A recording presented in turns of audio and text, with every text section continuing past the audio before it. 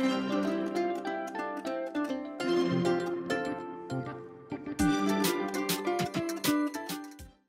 সবাইকে জানাচ্ছি শুভেচ্ছা। আমি সিস্টেম সলিউশনের পক্ষ থেকে। আজকে আমরা টিভি কার্ড নয়, আজকে আমরা একটা আনবক্সিং করব একটা smart home camera. Brand name হচ্ছে, এটা অনেকে বলে ইজেড ভিজ বলে, অনেকে ইজি ভিজ বলে, যে যেই নামে হোক, এটা একটা স্মার্ট ক্যামেরা তৈরি করে। বেসিক্যালি এগুলো হোম প্রোটেকশনের জন্য স্মার্ট ক্যামেরা। এটা বেসিক্যালি আপনার অ্যাপ দিয়ে আপনি কন্ট্রোল করতে পারবেন। এই যে আপনার এখানে গুগল প্লে স্টোর থেকে অ্যাপটা ডাউনলোড করে নিতে পারবেন। ইভেন এটা আপনি চাইলে iOS ইউজ করতে পারবেন, যেটা অ্যাপ স্টোর দেওয়া আছে। সো এটার মডেল নাম্বারটা হচ্ছে এক্স্যাক্টলি এখানে দেওয়া আছে H6C।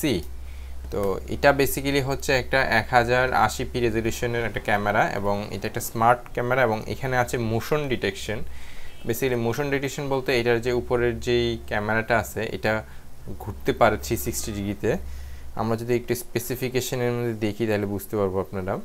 এই যে এখানে লেখাই আছে মোশনাইজড প্ল্যান টিল্ট 360, অর্থাৎ এটা চারিদিকে ঘুরতে পারে, এবং এটা অবশ্যই মোশন ডিটেকশন করতে পারে, প্লাস এটা ওয়াইফাই দিয়ে কানেক্ট করে রাখতে পারবেন। এখানে আপনি চাইলে 256 জিবি পর্যন্ত আপনি ম্যাক্সিমাম এসডি কার্ড ইউজ করতে পারবেন।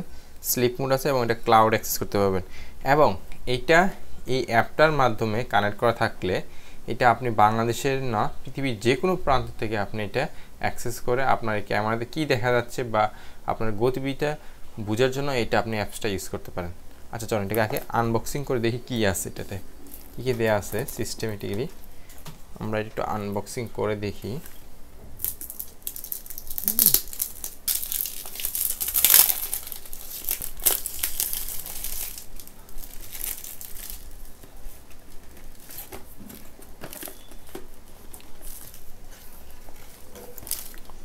বক্স খুললেই প্রথমে পাবেন একটি কুইক স্টার্ট গাইড, যেটা আসলে বেসিক্যালি ইনস্ট্রাকশন।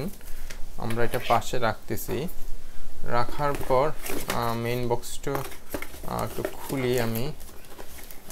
মেইন বক্সটা খুললেই আপনি পেয়ে যাচ্ছেন এই যে বক্সের ভিতরে আর কিছু নাই, বেসিক্যালি এটাই দেওয়া আছে। তো আমি এটাকে নিই। তো এখানে মেইনলি প্রথমেই থাকে ক্যামেরাটা বসানো। তো এটা হচ্ছে বেসিক্যালি ক্যামেরাটা, এবং দেখতে পাচ্ছেন এই জিনিসটা ঘুরে, অর্থাৎ যেটা বললাম 360 ডিগ্রিতে এটা রোটেট করতে পারে।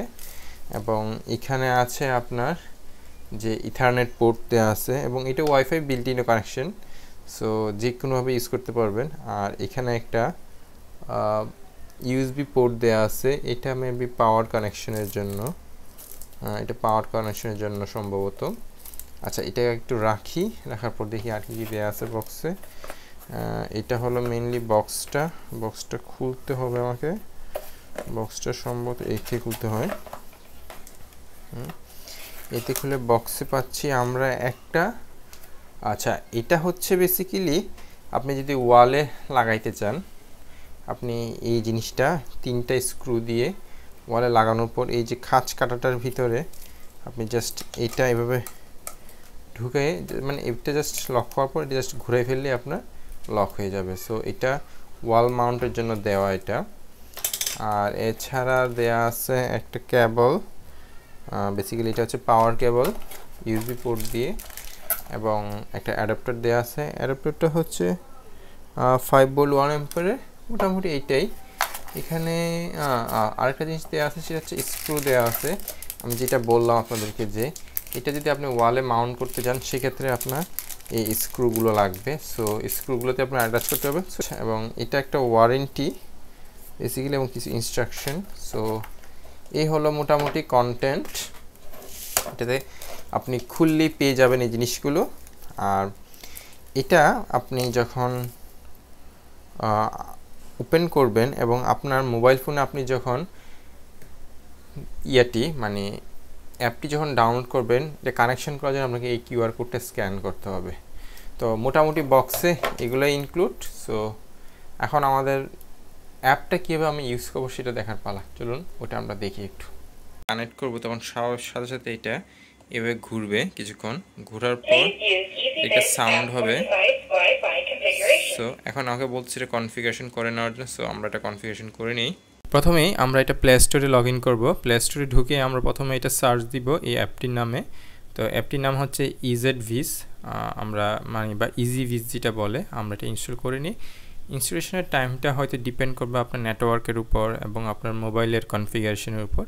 একটু সময় লাগতে পারে, একটু ধৈর্য ধরে অপেক্ষা করবেন, তাইলে অ্যাপটি ইনস্টল হয়ে অটোমেটিকলি ওপেন হয়ে যাবে।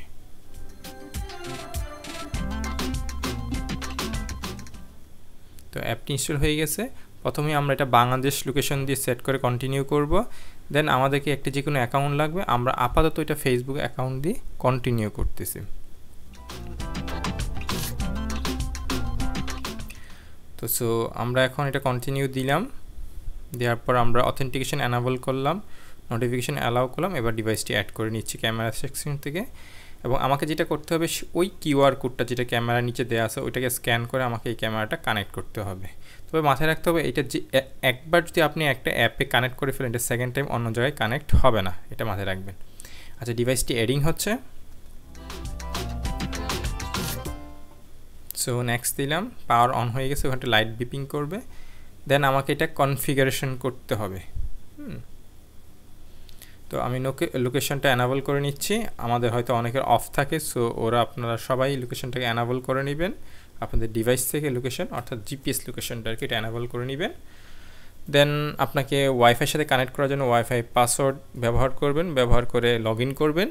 এবং এটা একটু সময় পরে একটু অ্যাক্সেস পয়েন্টের সাথে কানেক্ট হইতে, এটার ক্যামেরাতে মানে ইন্টারনেটের সাথে কানেকশন হতে একটু সময় নেয়। সো ওই সময়টা আপনার একটু অপেক্ষা করবেন। আমি কানেকশন দিলাম, এটা কানেক্টিং নিচ্ছে।